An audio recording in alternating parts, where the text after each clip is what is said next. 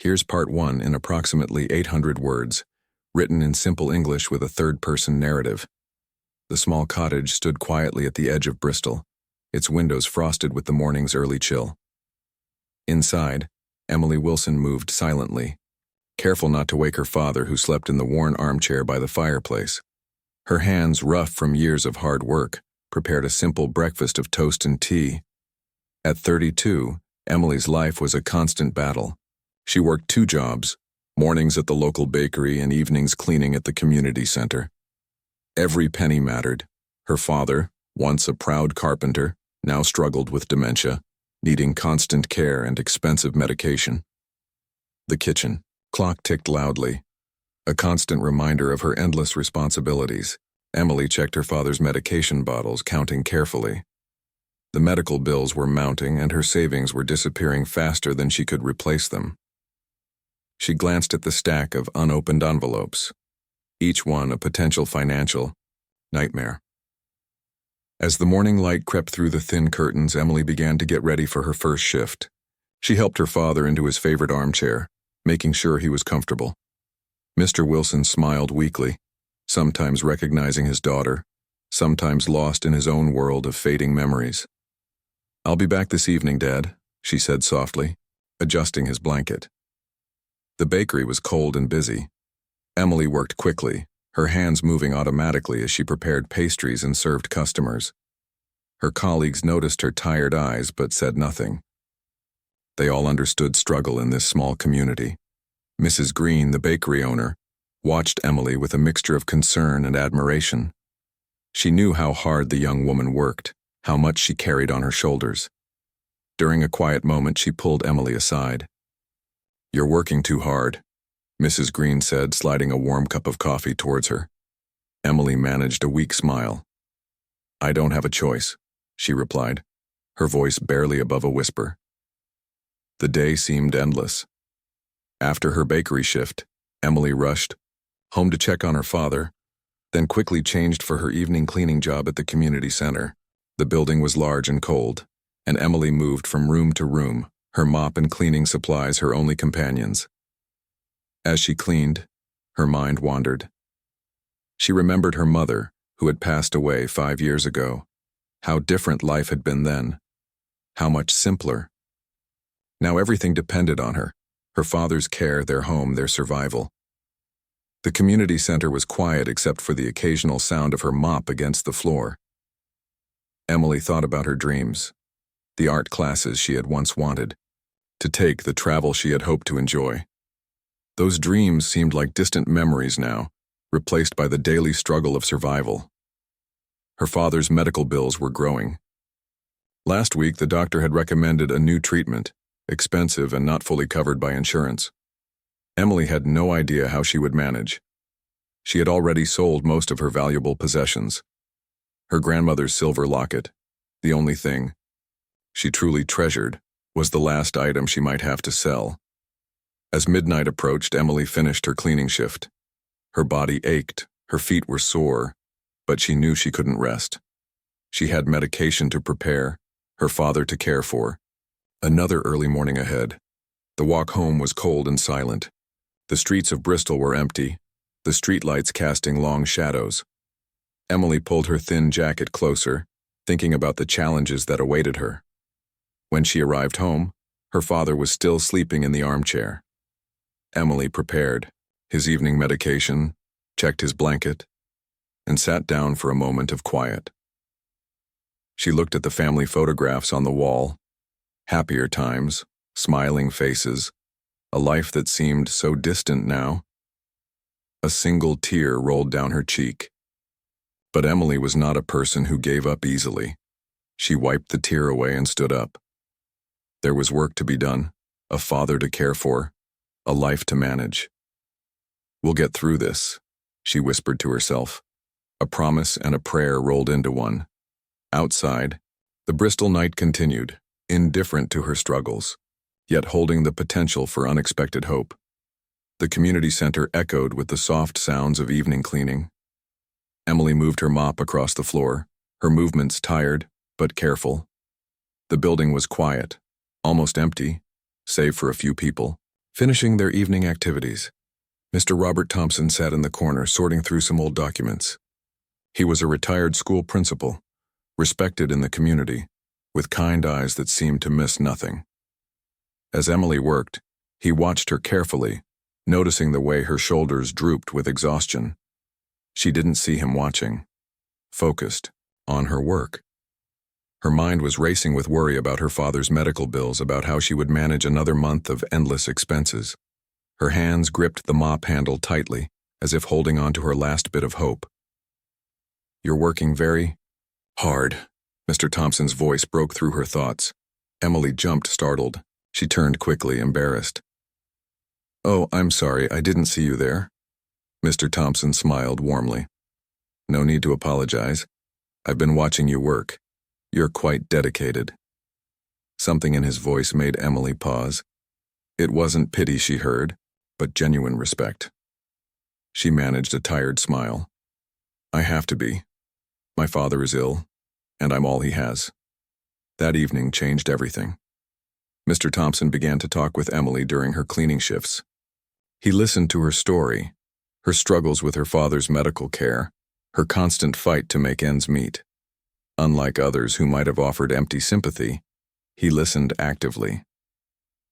"Have you explored all the support options?" he asked one evening. Emily shook her head. The system seemed too complicated, too overwhelming. She had always been too tired to navigate the maze of paperwork and applications. Mr. Thompson became her unexpected guide.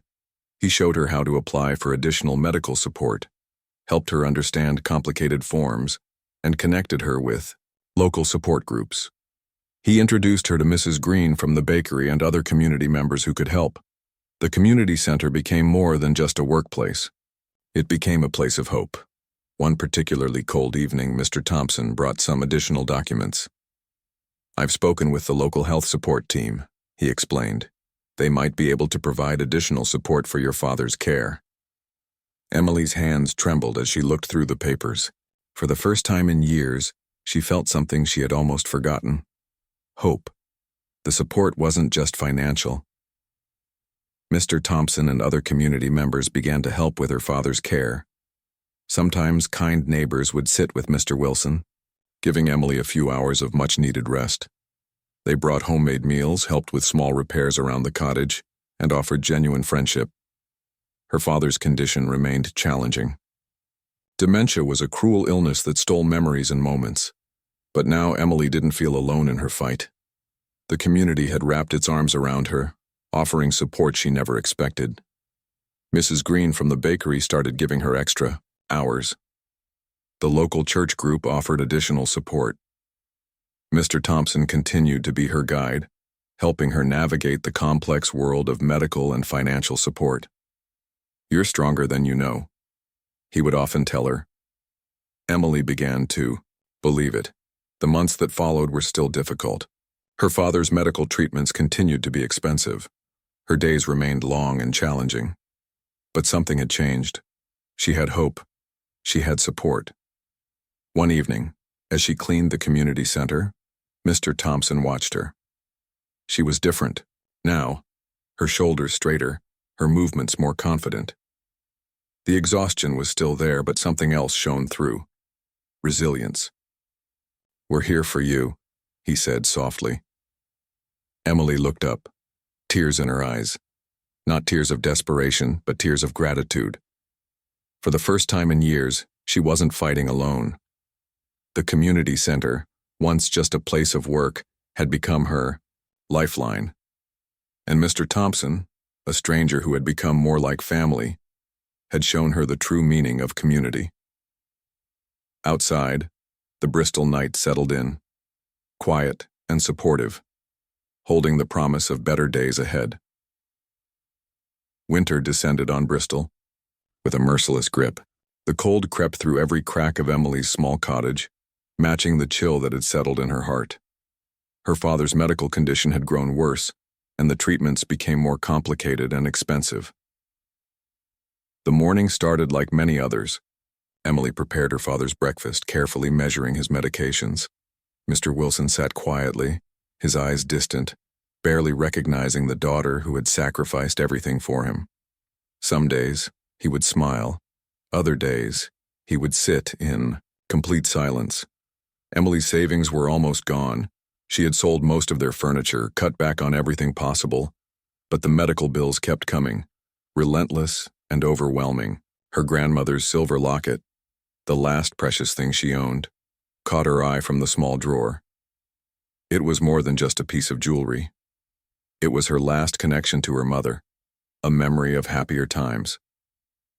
The locket had been passed, down through generations, a symbol of family strength and love. But love doesn't pay medical bills. With trembling hands, Emily wrapped the locket in a soft cloth. She knew what she had to do. The local antique shop would give her enough money to cover the next round of her father's treatments. The day was a blur of work and worry. At the bakery, her movements were automatic. Mrs. Green watched her with concern, noticing how thin Emily had become, how tired her eyes looked. "You're pushing yourself too hard," Mrs. Green said during a quiet moment. Emily forced a smile. "I'm fine," she lied. That evening, everything changed. As she prepared to leave for her cleaning job at the community center, her father's condition suddenly worsened. He became confused, agitated, unable to recognize her. "Dad, it's me. It's Emily," she repeated, her voice breaking. But Mr. Wilson continued to look past her, lost in his own world of fading memories. The medical equipment beeped softly, a constant reminder of his fragile condition. Something inside Emily broke. She sank to the floor, the weight of her responsibilities crushing her. Years of constant struggle, of putting everyone else's needs before her own, came crashing down. The tears came, not gentle tears, but deep, painful sobs that seemed to come from her very soul. "I can't do this anymore," she whispered to the empty room. But even in her moment of complete despair, something else emerged, a spark of something deeper. Determination, resilience, the same strength that had carried her through countless difficult days. Mr. Thompson's words echoed in her mind. "You're stronger than you know." As the night grew darker, Emily made a decision. She would not give up. She would fight. For her father. For herself. For the hope of something better. She picked up the silver locket, tucking it back into the drawer. No, she would find another way. The community center became her lifeline that week. Mr. Thompson helped her explore additional support options. Mrs. Green spoke to her network of friends. The local church group offered additional support. Emily discovered a strength she never knew she possessed. Her father's illness remained challenging. Some days were better than others. But Emily's perspective had changed. She was no longer just surviving. She was fighting. One particularly cold night, as she sat beside her father's bed, he momentarily recognized her. His hand reached out, touching hers. "My brave girl," he whispered. Those 3 words became her mantra, her strength, her hope. The breaking point was not the end. It was a beginning. Outside, the Bristol winter continued. But inside the small cottage, something powerful was growing. Hope, resilience, love. Emily looked out the window, her eyes no longer filled with fear, but with determination. Whatever came next, she would face it. One day at a time. The night settled around them, quiet and supportive, holding the promise of dawn. The community center buzzed with energy on a crisp Saturday morning. Mr. Thompson had been working quietly, behind the scenes, sharing Emily's story with local residents.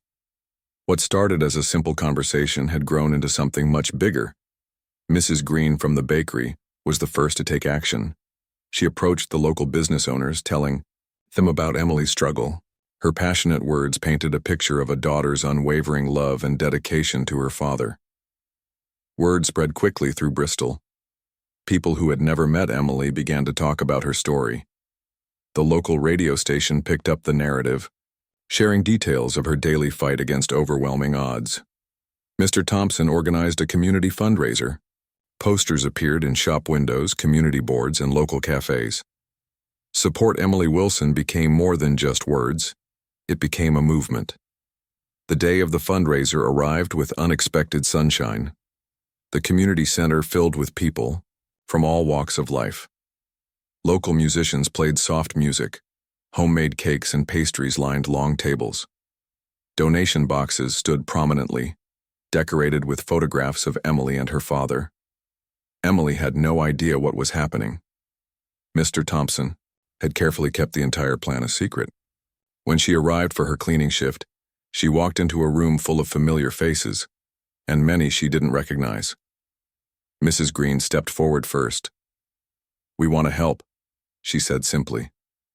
The room fell silent. Emily looked around, confused. Mr. Thompson gently guided her to a chair, his kind eyes filled with understanding. Local business owners began to speak. The baker shared how Emily always worked hard. The community center staff talked about her dedication. Neighbors spoke about her constant care for her father. One by one, people came forward.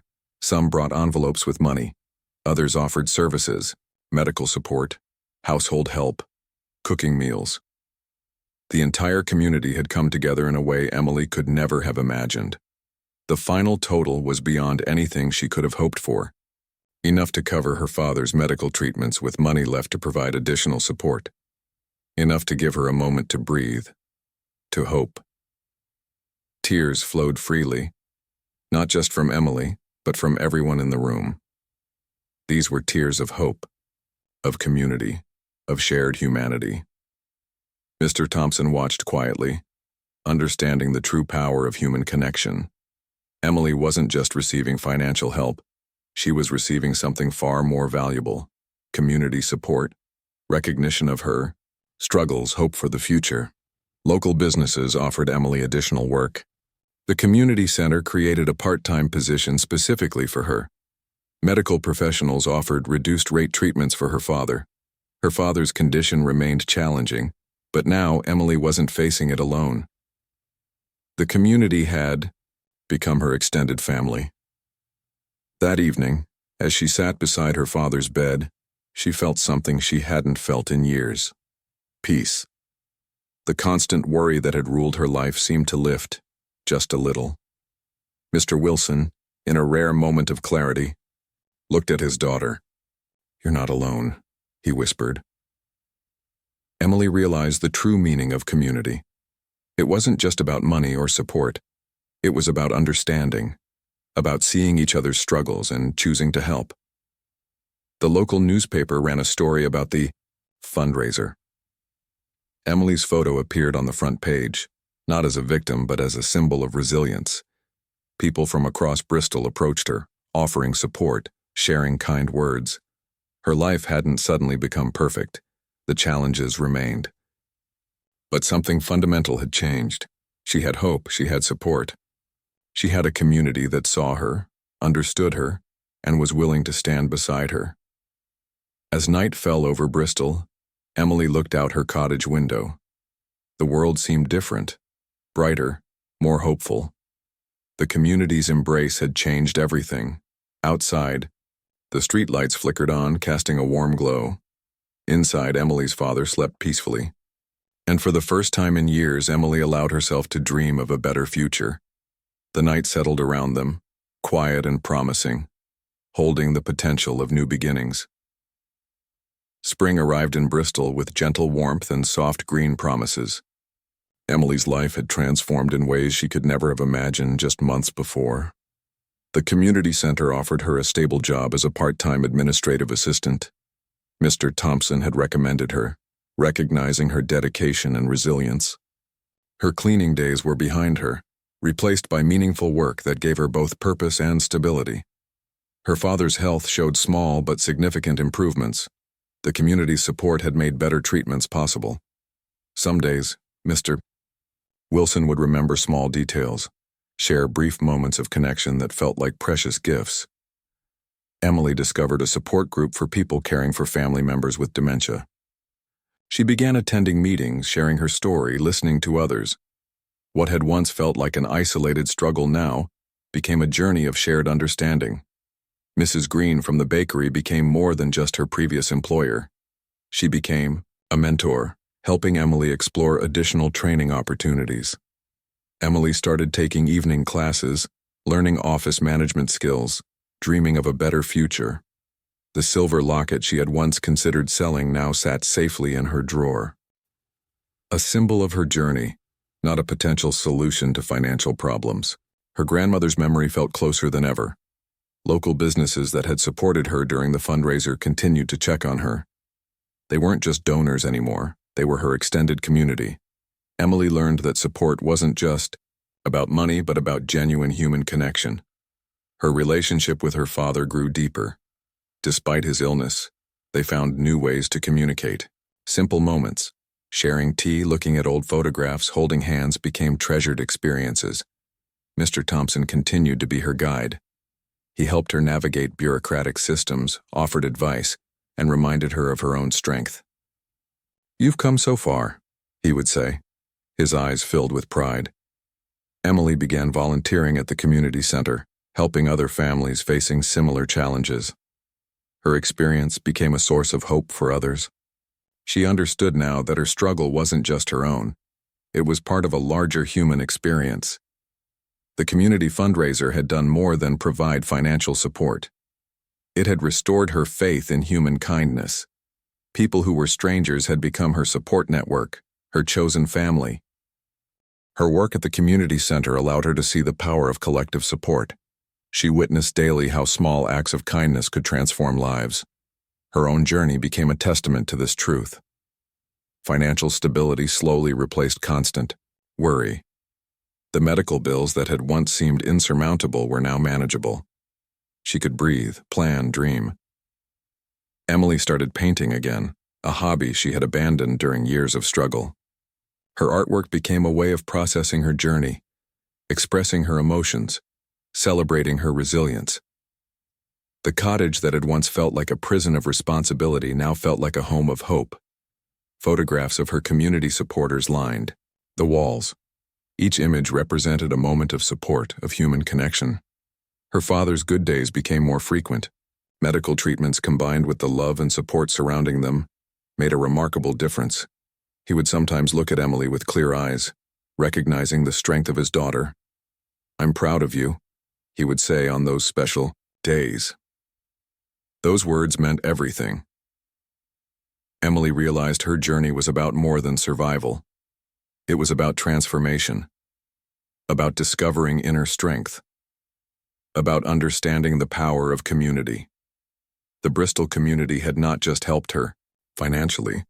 They had restored her hope, her dignity, her belief in human kindness. As spring turned to summer, Emily looked forward with excitement.